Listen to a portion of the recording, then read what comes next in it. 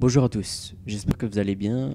Aujourd'hui on se retrouve pour une nouvelle vidéo. Aujourd'hui je vais vous parler de Willowbrook State School, une école qui a été réputée comme étant une école avec un passé assez sombre et même dégueulasse. Bienvenue dans Cursed, fermez les lumières, installez-vous confortablement, prenez-vous quelque chose à manger ou à boire. N'oubliez pas de vous abonner, de liker cette vidéo. Et puis nous, on est parti. Générique.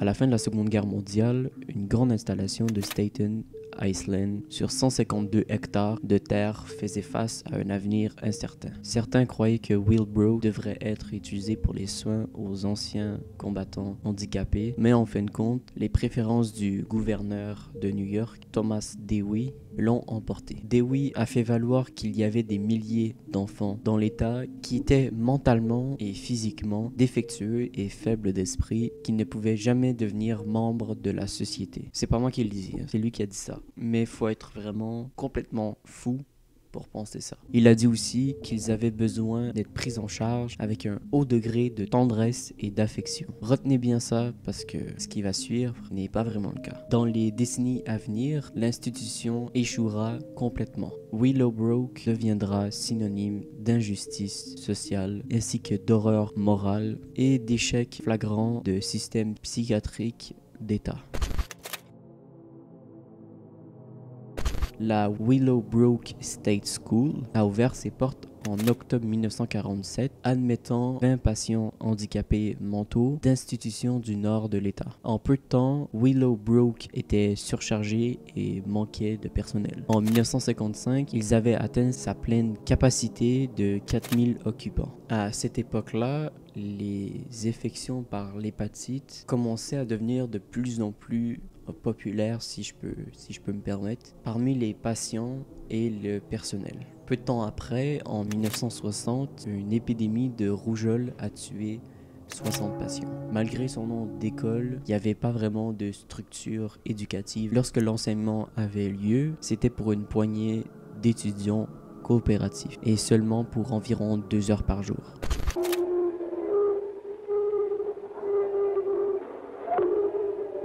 From the original report, quote, "There was one attendant for perhaps 50 severely and profoundly retarded children.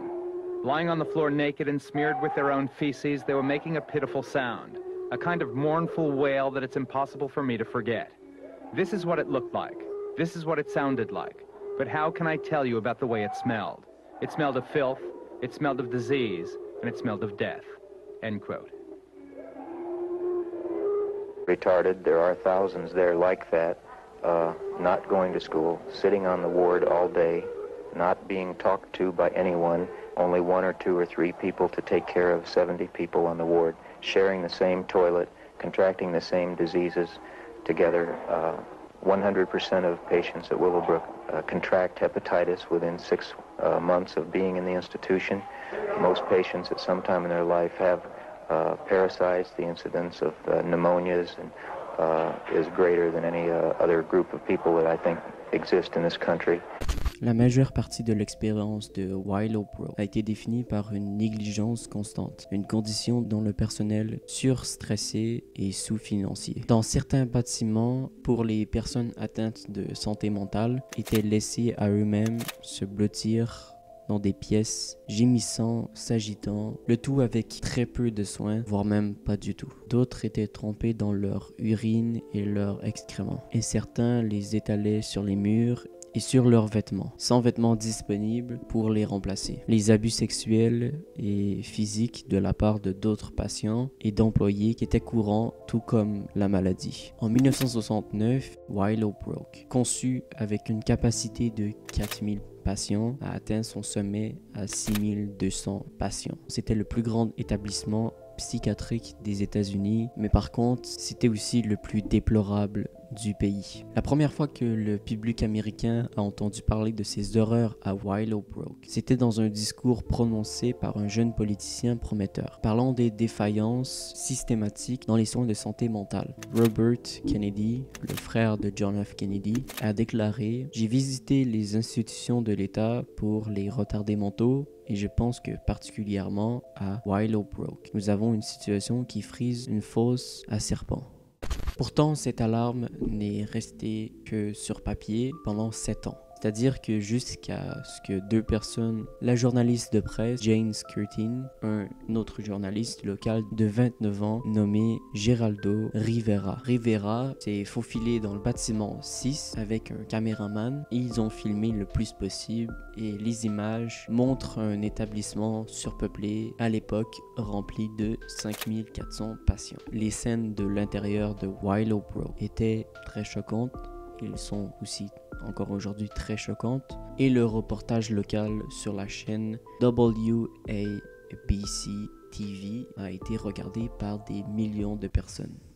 Les téléspectateurs ont vu des dizaines de patients handicapés mentaux blottis dans un manque de but anxieux. À quelques exceptions près, pendant les mois les plus chauds. Ils n'étaient pas autorisés de sortir, les patients d'âge moyen dormaient sur des sièges, d'autres se sont accroupis et se sont bercés d'avant en arrière sur le sol. Certains enfants patients se sont passés des vêtements. Une telle négligence était particulièrement importante à la lumière d'une population de patients dans laquelle 60% n'étaient pas formés à la toilette et 64% étaient incapables de se nourrir. La puanteur dans ces pièces venant des patients sans surveillance est littéralement ignorée. Rivera a dit que ça ressemblait à la maladie et à la mort. Feeding time per patient, which should be 20 or 30 minutes, went down to 2 and 3 minutes. Many of the profoundly retarded children aren't capable of feeding themselves.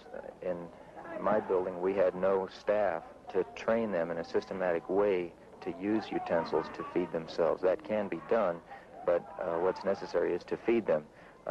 You take a bowl of food that you've made into a mush-like substance with a big spoon, and you ladle it out into their mouth. In the buildings where the kids can't feed themselves, there are so few attendants that there's only an average, it's been timed, 3 minutes per child per feeding. How much time would be needed to do a job adequately?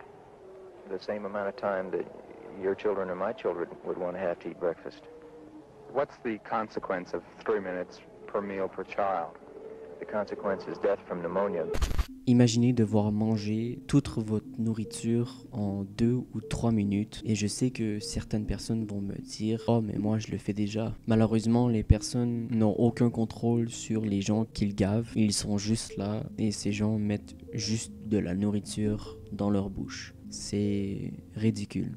En lisant sur internet pour écrire cette vidéo, je suis tombé sur quelques témoignages et quelques histoires qui ont pu sortir de ces bâtiments. Et il y a une histoire qui m'a particulièrement touché, c'est un enfant qui en est même mort parce qu'il était au régime mou et quelqu'un lui a accidentellement donné de la nourriture dure et il s'est étouffé. Et quand le personnel a essayé de l'aider, ils ont réalisé qu'il y avait un trou dans l'appareil d'aspiration qu'ils allaient utiliser pour faire sortir la nourriture. Il est mort tout simplement en s'étouffant. Vous vous rendez compte la gravité des actes qui sont posés? C'est juste incroyable et inimaginable et même horrible que ces choses ont pu arriver. Il n'y a rien qui soit là pour vous mettre à l'aise. Vous voyez des gens nus, des gens crier, des gens qui pleurent, des gens qui sont pas du tout soignés. Il y a une zone dans les bâtiments qu'il n'y avait tout simplement pas de personnel par manque d'argent. Donc cette zone était juste remplie d'enfants qui étaient juste là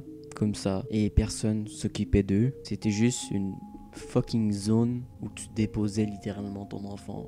We need 38 additional positions and we would be able to staff this area and reduce our overcrowding. in overcrowded areas. Well, we have submitted and we're expecting that we might be getting them.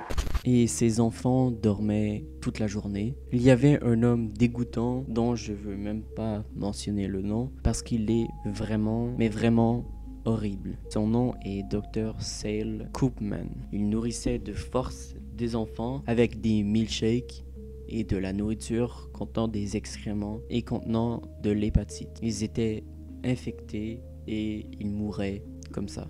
Et même, il regardait ses enfants vomir et tomber malades et il ne s'en souciait même pas. Il disait qu'ils vivaient dans cette institution, qu'ils étaient handicapés mentaux et qu'ils allaient contracter l'hépatite de toute façon. Ce qui est la chose la plus stupide que j'ai jamais entendue de toute ma vie. Pour continuer à expliquer comment ça se passait là-bas, les gens qui pouvaient travailler, ils devaient prendre le travail de gardien et ils les payaient $2 par semaine pour faire ça. Tous ceux qui sont retrouvés à Willowbrook ont été traités plus ou moins de la même façon, malgré les différences dans les besoins et la réalité commune des erreurs de diagnostic. Dans son exposé, Rivera a interviewé Bernard Carabello, un patient de 21 ans atteint de paralysie cérébrale et résident depuis 18 ans. Il a expliqué comment il vivait là-bas. Il a surtout expliqué l'environnement et comment c'était, qu'il qualifiait de honte. Il a dit qu'il se faisait battre avec des bâtons, des boucles de ceinture. Il a aussi dit que la plupart des enfants étaient assez nus dans la salle de jour, sans vêtements, et il y avait beaucoup